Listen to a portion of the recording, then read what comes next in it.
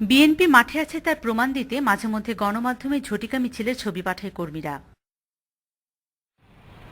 হরতাল এবং অবরোধে বগুড়াতে সচল সবকিছুই, কেবল বন্ধ থাকে বিএনপি এবং জামায়াতের কার্যালয় দুটি।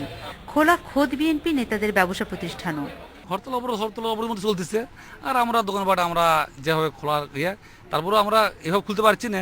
হয়তো সময় যেটুকু আমি খুলতাম সেরকম খুলি না, আমরা দেরি করে খুলতেছি আর কি। হরতালের তো প্রভাব বাস্তবে দেখা যায় না, কিন্তু মানুষের ভিতরে আতঙ্ক বিরাজ করে, যার কারণে ব্যবসা বাণিজ্যে দুর্বল মন্দাভাব।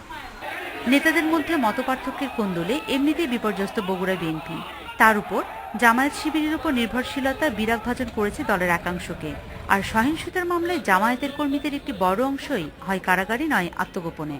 এগুলো যদি স্বাভাবিকই থাকতো তাহলে প্রশাসন তাদের নিজস্ব কাজ করতো, তাহলে রাস্তা পাহারা দিত না, মোড়ে মোড়ে দাঁড়ায় থাকতো না, এবং বিরোধী দলের নেতাকর্মীকে দিনরাত হয়রানি করতো না, তাদেরকে গ্রেপ্তার করে কারাগারে বন্দী করতো না।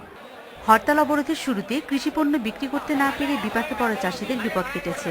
সবজির আড়তগুলোতে ফিরেছে আগের প্রাণ চাঞ্চল্য। প্রতি রাতে ট্রাকের বহর এখান থেকে যায় ঢাকা সহ দেশের নানা প্রান্তে। Sumana Hembram, independent news, Bogura.